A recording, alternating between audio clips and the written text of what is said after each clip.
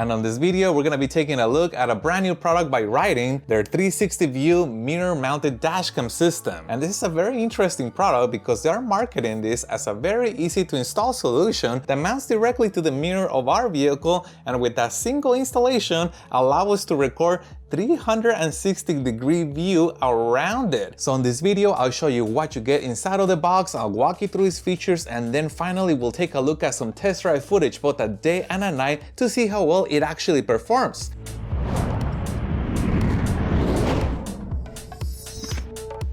And as always, I'd like to remind you that I placed a link in the description down below to this dashcam in case you want to get one. And this dashcam is of the 11-inch category, which is the distance from here to here, and as you can see, it is reflective, so we're going to be able to use this with the LCD panel off and be able to use it as a normal mirror. And you may be used to seeing a ton of connectors on the top of a mirror dashcam. However, on the 360 view, they have combined that into a single cable harness that comes out the back of the dashcam, keeping the top of the dashcam fairly clean. But also on top of the dashcam, we find this little cover that conceals and protects a memory card. And Rydeen has already included a 32GB to get us started with, but this dashcam can support memory cards as large as 512GB. And on the bottom of the dashcam, we find the 360 view imaging sensor and a power button. But also hidden behind these panels is an infrared lighting system that allows the Tombow 360 view to have night vision capabilities. And to mount the 360 view to our vehicle, the dashcam uses two straps that allow the LCD mirror to mount in front of our mirror, and then we can secure it with a strap on each side, effectively hiding the original mirror and leaving us with a digital mirror in place. Additionally, this dashcam is one of the first on the markets that is ready for direct mounting, which means that we can order a separate direct mount kit that allows us to eliminate the straps and mount the LCD mirror dashcam directly to our vehicle. And to connect the dashcam to our rear camera and the power cable, they have included this cable that is approximately 6.5 feet long. And to power the dashcam, they have included a cigarette lighter adapter plug with an approximately cord length of about 6.5 feet. And we also get a GPS antenna with a cord length of approximately 8 feet long and high-strength double-sided tape in the back of the antenna to secure it to the car. And for accessories, we get the rubber pads that I showed you earlier, an installation spatula, microfiber cleaning cloth, and a tiny little screwdriver to access the memory card. If I slide my finger on the screen, I can turn the camera and now we can see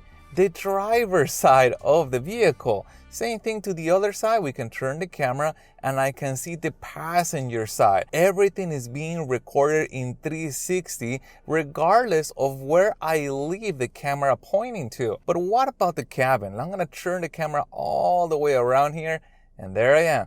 This is the cabin view of the car. But what's also pretty interesting is that if we do not want to use the 360 view, we also get a super wide view mode. If I move the sensor towards the front, now we are recording a super wide view of the front of the vehicle, which includes partially a little bit of the left and a little bit of the right. But we also get two additional modes in that view setting, and that is this right here. One where we can display a split view. So I can move this camera right here, and let's say I can want to look at myself, and I can move the other camera around if I want to look at what the passenger is doing.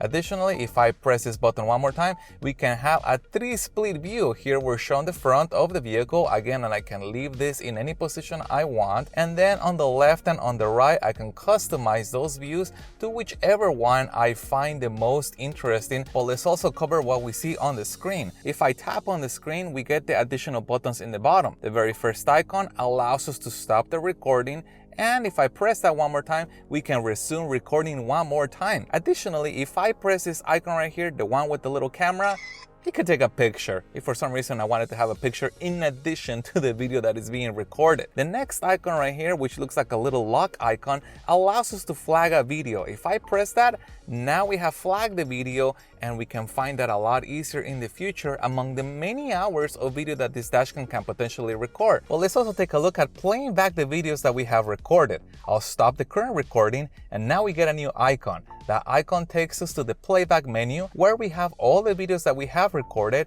including any pictures that we might have taken. And if I play a video back, notice that we can still move the camera around in any direction that we want, even though that the video has already been recorded. That is really cool. But let's also look at the settings of the dashcam. I'm gonna stop the recording and access those with this icon right here. And the very first setting is the screen brightness. The 360 view has the ability to automatically adjust that, lower the brightness at night, and then bring it up during the day, or we can select between 3 different settings, low, middle, or high, if we wanted to control that manually. And this one right here is interesting because the screensaver allows us to select when the screen times out. The screen is gonna turn off, but the dashcam is gonna continue recording and nobody's gonna know that we have an LCD mirror dashcam installed. And in the system settings, we can customize the dashcam further, including the language of the menu and also whether we wanna have the sound volume low, middle, or high. And now that I'm showing you the main features of this dashcam,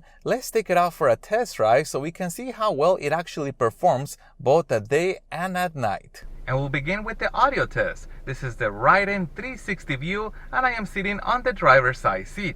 This is an audio test of the Rydeen 360 view and I am standing outside the driver's side door. And I'm looking at the 360 video using the Tombow viewer, which allows me to adjust the camera view angle, and once I have selected the angles that I want to see, I can render a final file. And if I did not want to have a 4 view, I can select it into a 2 view mode, adjust the camera and also render it as a 2 view mode, or if I wanted to render this as a single view mode, we can also do that. Let me show you the video for both.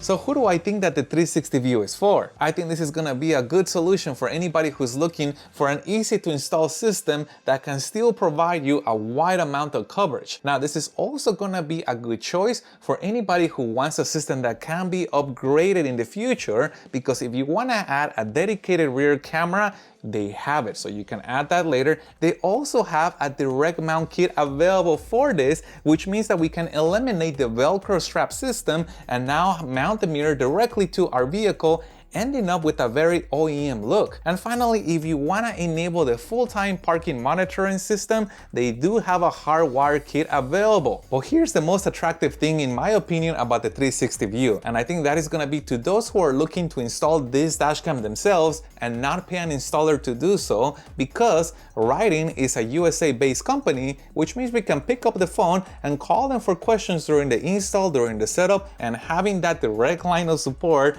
as you guys know, is not that common today. But what can the 360 view can do better? And I'm gonna say that is on the fact that we know we can record with the LCD panel off, so this looks and acts like a normal mirror and it is still recording. However, even though I know it's recording, I would love if Rydeen could include some sort of indicator, perhaps an LED that blinks, or maybe a small portion of the screen turns on, indicating that it is in fact recording. While I trust that the system is recording, I think it's always nice to have that indicator to make sure, yeah, everything's still working fine. So if you guys have any other questions regarding this product, please put that in the comments down below. Remember, I put a link to it in the description, as well as the add-ons that I mentioned earlier. And if you found any part of this video helpful, hit the thumbs up button to support the channel, and stay tuned as I have a lot more dashcam reviews coming up. Thank you guys for watching, and as always, I'll see you on the next one.